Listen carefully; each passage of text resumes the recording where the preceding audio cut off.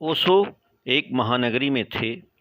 वहाँ कुछ युवक ओशो से मिलने आए। वे पूछने लगे, क्या आप ईश्वर में विश्वास करते हैं?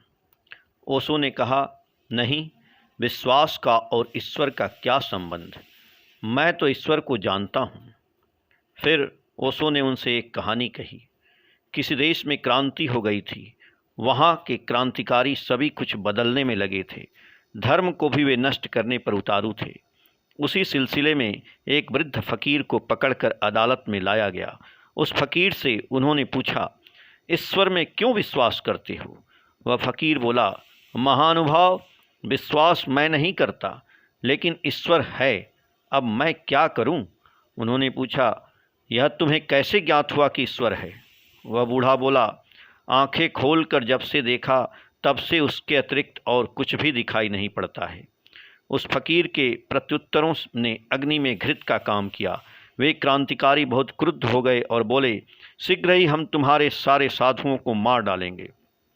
फिर वह बूढ़ा हंसा और बोला, जैसी ईश्वर की मर्जी, लेकिन हमने तो धर्म के सारे चिन्हों को ही मिटा डालने का निश्चय किया है। ईश्वर का कोई भी चिन्ह हम संसार में न छोड़ेंगे। वह बूढ़ा बोला, बेटे, यह बड़ा ही कठिन काम तुमने चुना है, लेकिन ईश्वर की जैसी मर्जी। सब चिन्ह कैसे मिटाओगे? जो भी शेष होगा वही उसकी खबर देगा। कम से कम तुम तो शेष रहोगे ही, तो तुम ही उसकी खबर दोगे। ईश्वर को मिटाना असंभव है, क्योंकि ईश्वर तो समग्रता है।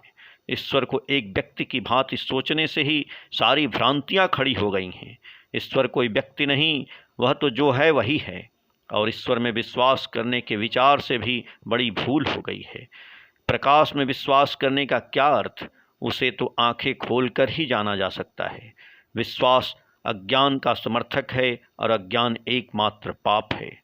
आंखों पर पट्टियां बंधा विश्वास नहीं, वरन पूर्ण रूपेण खुली हुई आंखों वाला विवेक ही मनुष्य को सत्य तक ले जाता है। और सत्य ही परमात्मा है। सत्य के अतिरिक्त और कोई परमात्मा नहीं है। नमस्कार।